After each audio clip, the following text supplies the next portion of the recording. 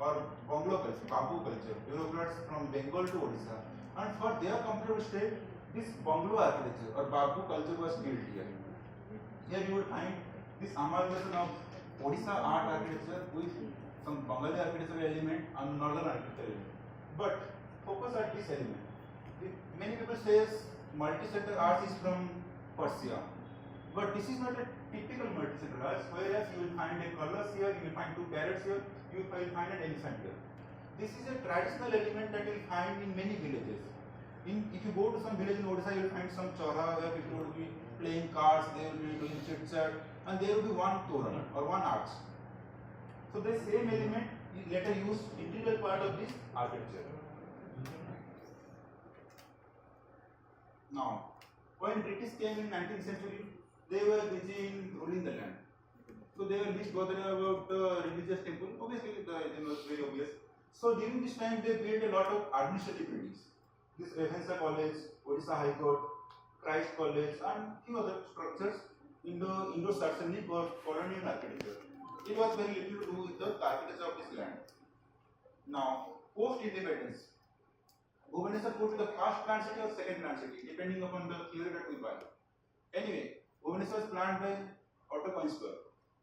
And after that, that is the time of secular regime, which was good in theory.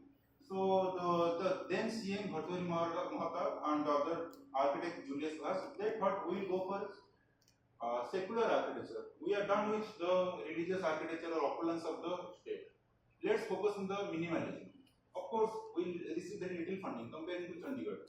No complaint about that. But so this is why very minimal architecture with small shadings were done. These are all the public buildings or administrative buildings of Bhubaneswar, which was built around 1950s.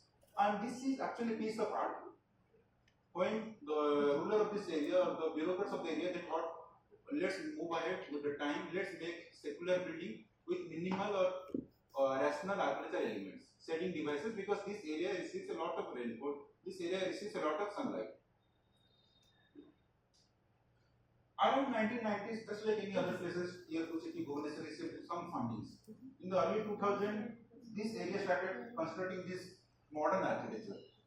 Here, in modern architecture, this is this fortune tower, and the other one is the XIMP. Here, this application of glass was started. It was the early expression of glass in this Bhubaneswar, the capital city. And for the last 15 years, this is postmodernism. Postmodernism means borrowing some original elements and using these original elements in the contemporary buildings. In a place like Puri or Old Town Bhubaneswar, you will find this kind of architecture where stone is used extensively. Stone, laterite stone is a symbolic material in Odisha because all the temples have been built with stone, all in line. This is why all the public buildings they use stones. This is an iconic building. This is the site of Salabego. This is where his remaining self. Now, in the last 10 years, another form of architecture has evolved. Few more expressions. This was the Krusi Bhavan. It was highly cited worldwide, and this represents the culture, the Sari culture of Western Odisha. And here you could see few more ornamentations. So this is the brief journey of architecture. Now let's come to how the temple site has evolved. Because temple site was a small site. There is a road called Mishra Site road just in front of the Jagannath temple. This was the image in 1890 and this is the image in 2020 or 2024. Here you could say this is a small site with small single-story chawls.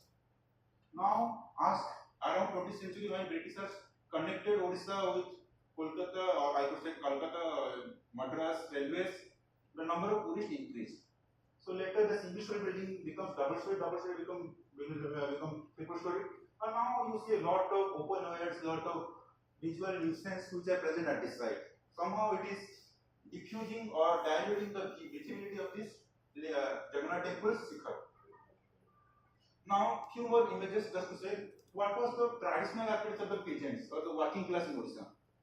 Mr. Sir might agree with me that traditional architecture, if somebody is not Jamidar, his house was looking something like this. But the current architecture of Bhubaneswar or Cuttack or Puri, something is like this. This is that you will same find in Banaras. The traditional architecture of any place has replaced with the contemporary architecture of 3 to 4 floors, where the ground floor is used for commercial activities, the upper floors are used for residential. in the plan, initially no Odisha house there was a toilet. Toilet was a bit far away, but of course this is the change of time we need to understand and how the houses of this place has changed. Now, there is a threat for us, threat to this place. In the early 20th century, these are low-lying structures where this is the Gordhanda, and people used to come from different parts of the world or different parts of the Odisha to have a view of the Sikhar or this Sikhar. But what is happening right now? This haphazard construction around this Jagannath main Sikhar. A person of my height, I mean, if I am standing here near this Bado Medical Junction, which is the entry point to this Bardhan, maybe if this haphazard construction is not controlled here, in few years, this temple visibility is lost. If though we are, I think most of us are from BHU, you know, here no structure is allowed taller than Vishwanath temple. If you ever go to Paris, no structure is allowed to block the view of the Eiffel Tower. Unfortunately, we have not able to manage this kind of rules here. And this view, this Sikhar is sacrosanct, the Niyajaka is sacrosanct. But this has to be administered or managed by the local authorities. Now let's come into the architectural elements. You will find an array of different architectural elements, the multi-centered arts, which are genuine or original to this place. There are few elements which are borrowed from here and there. Unfortunately, what is happening due to modernization, all these traditional arches are replaced with these simple circular arts or rectangular openings, which might lose its own originality. I mean, I could give you one example. There is a place here, Chachi Ka Dukan, Chachi Ki Kachori. If you go to the little towards this Durga Kund, you will find a very beautiful building which is having a lot of brick texture without plaster. Maybe in a span of 5 or 10 years, that structure might become a mall. That architecture represents Banaras. So this same thing is happening here also. The traditional architecture of this place, which is there for last 800 years or 900 years, it is replaced with the commercial architecture. Also, dilapidated heritage, that is a different issue. For the government officials, they have only identified 5 structures in Puri which are ASA protected or heritage. Even these structures speaks volume from something. It might not be heritage. But if we see a structure which is there for 100 years, 100 plus years, which is testimony to the construction time, that speaks something. Now, there is another form of visual nuisance, or I would say pollution. In some structures, you will, okay, this image will be replaced, or it must have replaced there. But there will be a lot of visual merchandising on the facades of the buildings. This is from the Bardhan, and you will see the building which is there for last 100 or 200 years, the architectural elements are hidden. It's not visible to the visitors. Now, there is another issue. We have a building bylaws, very robust building bylaws in Bhubaneswar. And depending upon the road width, the height of the building is decided. But this is the Jagannath temple. It was this entire buildings, all the buildings are constructed after 2016, after the Nobel College. All the buildings are destroyed. You could see going by the building bylaws, all the buildings are illegal. This is the old side. In Lingaraj, all the buildings are old. But all these buildings are new. This non-implementation of building bylaws is another issue for this side. Yes, Odisha experienced a lot of cyclones. Cyclones is an annual test for us. In the last 20 years, we have received 6 to 7 cyclones. I'm talking of 25 years. Somehow we didn't receive cyclone last year, maybe the previous year. But it might come this year. We don't know. What is happening? So this global climate change is affecting the art and architecture of this place. That is the sad reality that we will be facing. Now come to the planning part. I will be very brief here. This was the original Ekamra site in the 22nd century BC. This is the Sisupal God. So that is the ancient heritage site or capital of this place. Around 1st or 2nd century, this Bhubaneswar is always called a Chakra Khetra. The layout of Bhubaneswar is circle.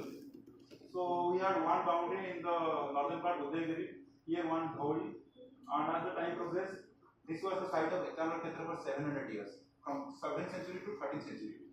And this is the border of Ekamra Khetra in 12th or 13th century. As the time progressed, there were some Brahmin settlements.